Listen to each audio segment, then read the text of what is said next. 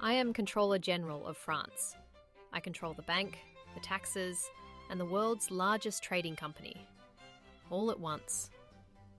The bank, the taxes, the company. I run France's entire economy through one corporate entity. That entity is me. Small complication. In Britain, I'm a convicted murderer, sentenced to death in 1694, escaped prison, fugitive for 26 years. France hired me anyway. France coined a new word in my honour: millionaire. They had no use for it before I arrived. To understand how I got here, you need this street, Rue Quincampoix. In 1716, unremarkable. It will not stay that way. In 1716, it is just a street. I am just a Scottish gambler with a theory about money. Louis XIV died and left France 3 billion livres of debt.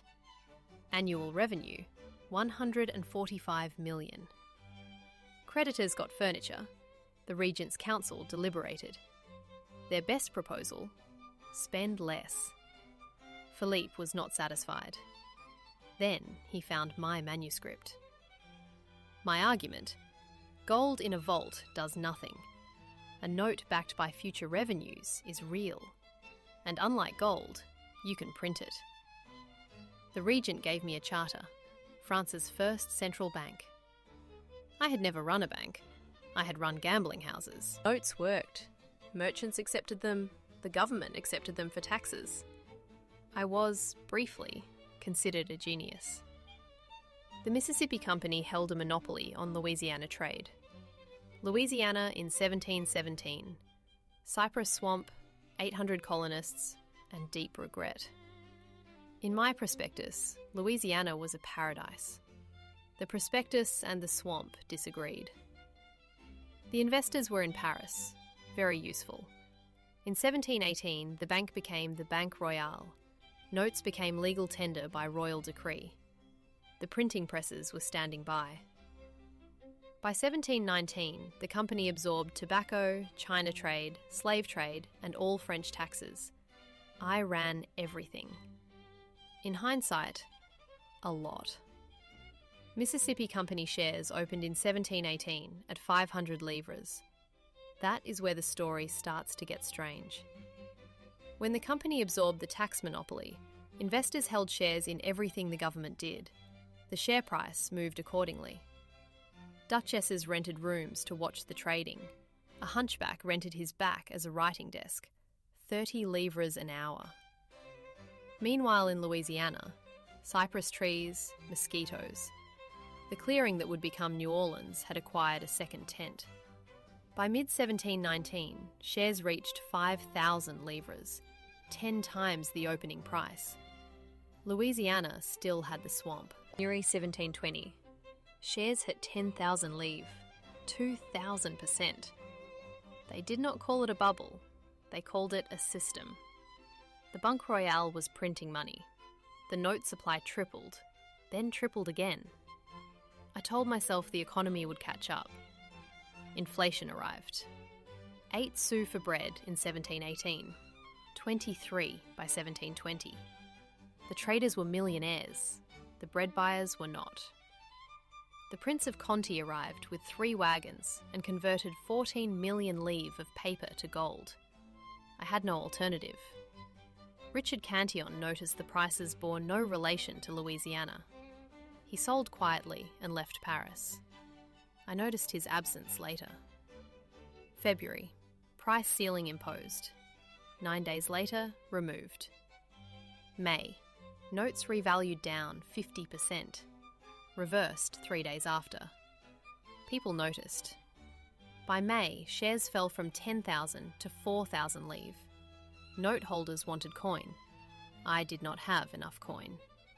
The bank run began in July. Crowds before dawn. Queue 4 blocks long. 15 people were trampled at the gate. The government paraded beggars with shovels through Paris to show workers going to Louisiana. They were just carrying shovels.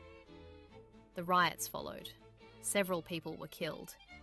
A placard appeared. 10,000 hens were laying. Now there are only feathers. I became the most hated man in France.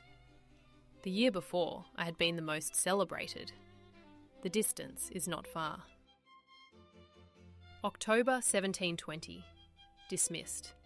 The Banque Royale closed. Notes worthless. Shares that reached 10,000 in January were now worth nothing. Total losses? 2 billion livres, equal to the debt I was hired to solve. Solved by moving the losses to everyone else. The Regent gave me one final audience. He apologised. Genuinely. He had also authorised every step. The institutional position was clear. I left Paris December 14th, 1720, by carriage, midnight, in disguise.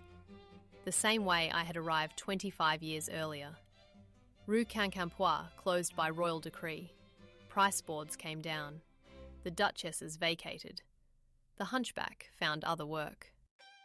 500 in 1718, 10,000 in January 1720, worthless by December. 11 months peak to zero. Cantillon retired to Normandy. France refused another central bank for 80 years. In 1800, they debated whether to use the word bank at all. A paradox. My system eliminated the royal debt by inflating the currency and moving the losses to everyone who trusted the paper. I settled in Venice with no money. I had been the wealthiest man in Europe. In Venice, I gambled. Still believed the theory was correct. Paper money backed by productive assets. The execution was somewhat catastrophic, but the theory, not entirely wrong. The ideas I used to collapse France became the foundation of modern central banking, with better oversight. John Law died in Venice in March 1729. His estate? 1 diamond. He had been worth more than the French treasury. Rue Quincampoix still exists, a narrow street near the Old Bourse in Paris. Unremarkable. You would walk past without knowing. Millionaire survived him, still in use today. It took a Scottish fugitive and a hunchback writing desk to bring it to the language.